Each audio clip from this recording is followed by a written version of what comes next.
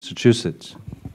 Thank you all for being here, and it's a pleasure to hear this report compared to which we heard over a year ago. So I want to commend you all for the great progress you've made. And the progress has been significant, but I think if you look at what we heard initially, there was no other way than up.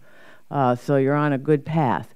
And I'd also like to say that in my office I have a wounded warrior. His name is Paul Corbett, and I let him know that I'd be attending this hearing today, and he asked that I recognize the tremendous work that he has seen performed by our service members who work at Arlington National Cemetery. He has attended too many ceremonies there as a result of his service, but said he's always been incredibly touched and moved by the seriousness and professionalism of the old guard and their incredible commitment to burying our soldiers with dignity, the dignity they deserve. So I just wanted to convey that to you. I also, in reading your testimony, was sort of alerted to your website, and I went on it just out of curiosity. I had a free moment and found it to be very, very well done. So I commend you for that as well. And as I was looking through it, you know, I saw the one of the little tabs where it talks about eligibility and who is eligible to be buried there. And I wondered if one of the issues you're contending with in the delay, part of it is a result of the improvements you've made that people are now able to get through and otherwise might have given up. But what the process is for determining eligibility, you have criteria. But once somebody makes it known that they would like to bury a loved one there, how efficient is that process? What does it look like? Does it need more resources, or would that help address the delay? And whoever feels it would be suitable to answer that. Well, I'll start off by saying I believe that Arlington has gotten strong support and enough resources to carry out the mission. Whether adding additional resources is going to impact the situation, I really don't believe so. I do think it's volume. I think also it's logistics.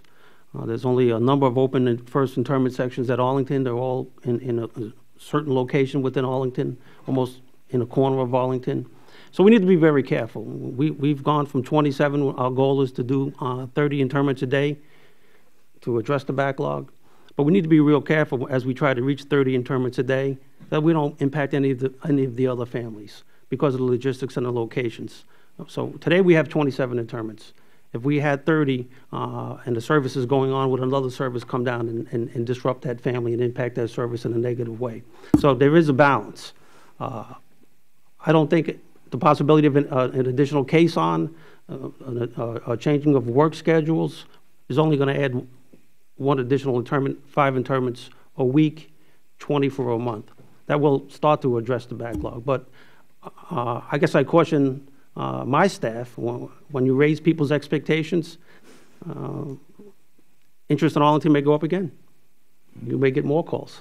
The more efficient you become, the higher standard you operate to, you raise people's expectations. So I think we're doing everything we can locally. I don't really think it's a resource issue at this time. I think it's more coordination and logistics. Is eligibility a fairly cut and dry determination? Is that fairly quickly determined? Yes, ma'am, it is. And you did mention one of the factors by putting out the new website. I think one of the issues before was it wasn't clear. People didn't know where to go to actually find what the criteria was for eligibility. So we put out a new administrative guide, which is also on our website. Just they didn't have the information, and it's pretty clear on who is eligible to be buried at Arlington. And in the context of our discussion as to whether or not it should be transferred to the VA or remain under the Army, do you keep figures on from what branches of the services people are being buried, family members, numbers of family members versus those who've served? Do you have that broken down into categories? Yes, ma'am, we do. Thank you. Thank you. Thank you, and I yield back. Thank you very much, Ms. Tsongas. We proceed now to Colonel Alex.